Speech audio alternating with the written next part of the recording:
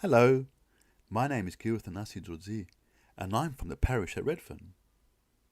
I've got a question for you all. Why do we study the lives of saints? Firstly, we look to saints for guidance as to how we should live. They were ordinary people who made extraordinary choices. Secondly, the lives of saints can inspire us by their heroic actions and sacrifice. And thirdly, the lives of saints can be truly amazing and are therefore great stories to tell. Well, today's saint has it all. This saint's sacrifice is an example for us to follow. This saint's struggle is inspirational. And this saint's life story is an epic story. You might have seen this image of a stag or deer with a cross between its antlers. Well, this is the story behind this image. During the reign of Emperor Trajan, there lived in Rome a general named Placidus, who distinguished himself as the best of all the Roman officers, as he showed much bravery in combat. Even though Placidus believed in idols, he always showed kindness to other people, trying to help anyone less fortunate than him. He was lacking only in faith in Jesus, without which every good work is pointless. His wife was also virtuous, and together they had 2 sons. One day, when Placidus was hunting, God revealed to him the path to salvation. When Placidus came upon a herd of deer, he chased after them, and as the largest deer became separated from the herd, he gave chase, and finally he had it cornered. Then a most radiant cross appeared between the deer's antlers, and he heard a voice saying to him, "Why do you pursue me, Placidus?" Placidus, stricken with fear, replied, "Who are you, Lord?" "I am Jesus Christ. Even though you do not know me, you honor me by your good works, and I wish to save you." Placidus cried out, "Lord, show me what I am to do." Christ replied, "Go to a bishop and be baptized, and he will teach you the path to salvation." When Placidus returned from the chase, he took his wife aside, and he told her what happened. In shock, she then said, "Well, I had a dream with a voice saying, 'In the morning you, your husband, and your sons will come to know me, Jesus Christ, the one true God.'" They then both said, "We have to go to that bishop." The next day, Placidus found the bishop and told him how the Lord had appeared to him. The bishop taught him about Christ and how he would be tested like Job from the Old Testament.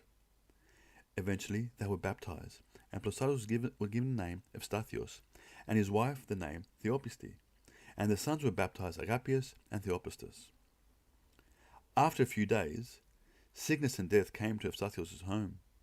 Within a short time, almost all his servants and even his animals died. The wealthy officer was soon impoverished, but he was not troubled.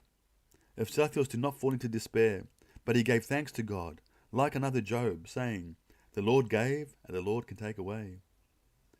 Seeing himself reduced to poverty, Eustathios decided to leave for a faraway country, away from all his friends and acquaintances, so he can live humbly and in poverty, so that he and his family can focus on living a Christian life. And so they left to the nearest port, where they found a boat, which was about to set sail for Egypt. They boarded it and departed. The captain of the ship, however, was a most evil man.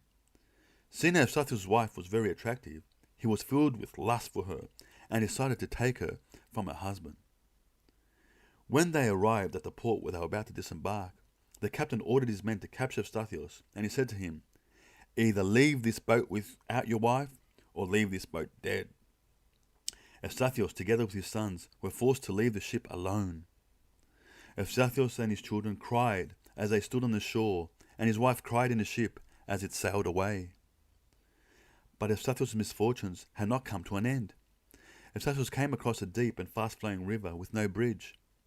When he tried to cross the river with one of his sons, he saw a lion snatch the other son and run off into the wilderness.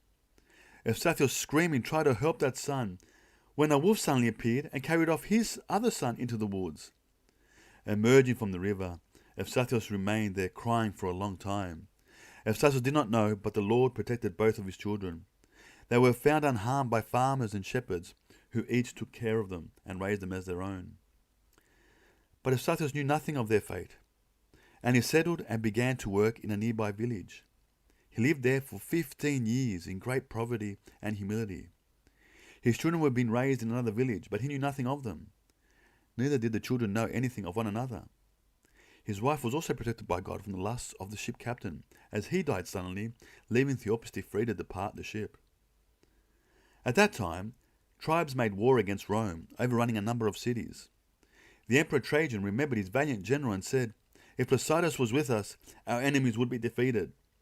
The emperor decided to search the whole empire for him. He sent 2 soldiers, Antiochus and Eustathios, who were once friends of the general, to find him. After a very long search, the soldiers eventually came across the village where Eustathios was living. They greeted Eustathios, but he did not recognize them. The soldiers, however, gradually started to realize that this man could be their general. They said, "We remember that Placidus had a deep scar from a wound he suffered in battle." Eventually they saw that scar, and they immediately rejoiced and said, "You are Placidus. The emperor needs you. You must come back to Rome to fight the rebels." Knowing God's path for him, Eustathios agreed to lead the Roman army against the barbarians. Coincidentally, Eustathios' 2 sons, Agapius and Theopis, who were grown up now, were Roman soldiers. The army was travelling through the countryside and came upon a certain village. It was in that village that Eustathios' wife lived, and by God's providence, Agapius and Theopis, knowing nothing of their mother, pitched their tent near her garden. Theopis heard 2 young men talking. They were asking each other about their childhood, and they eventually realized that they were brothers. Their mother, hearing this, lifted her eyes to God with tears of joy, but she did not reveal her identity to them, for she looked dirty and dreadful, while they were distinguished soldiers. She decided to go to the general of the army and to ask him to be allowed to return to Rome with his troops, so there she might reveal who she was to her sons. She went to the general and was brought into her presence.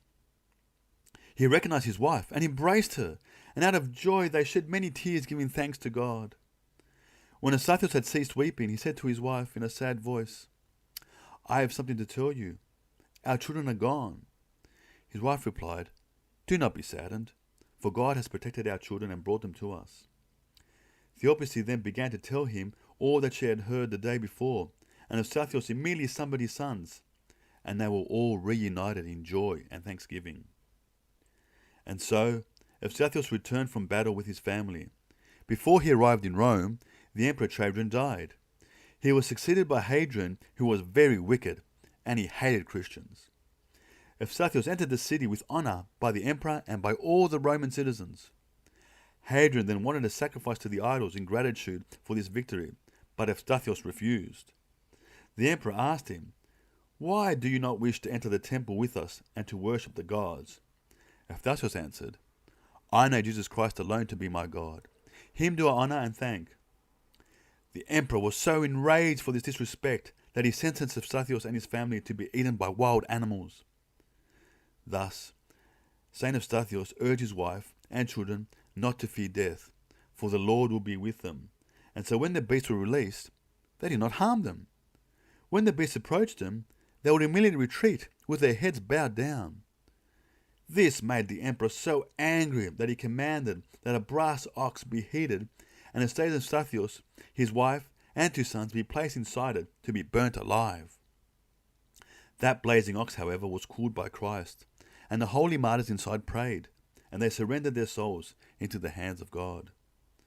3 days later, Hadrian wanted to see the ashes of the martyrs, but when they opened its doors, they found the saints' bodies unharmed. Not a hair of their heads had been burnt. They looked as though they were sleeping. All the people then cried out, "Great is the God of the Christians." Wow, what a story! The life of Saint Eustathios shows us that God allows difficulties to come to us, but he does not seek to inflict punishment, but rather he tries our faith and courage. If you enjoyed hearing about this saint's life, you can find out more in the book The Cross and the Stag, where most of the images from this presentation came from, or you can just Google Saint Eustathios. Well, that's it from me. Take care and God bless.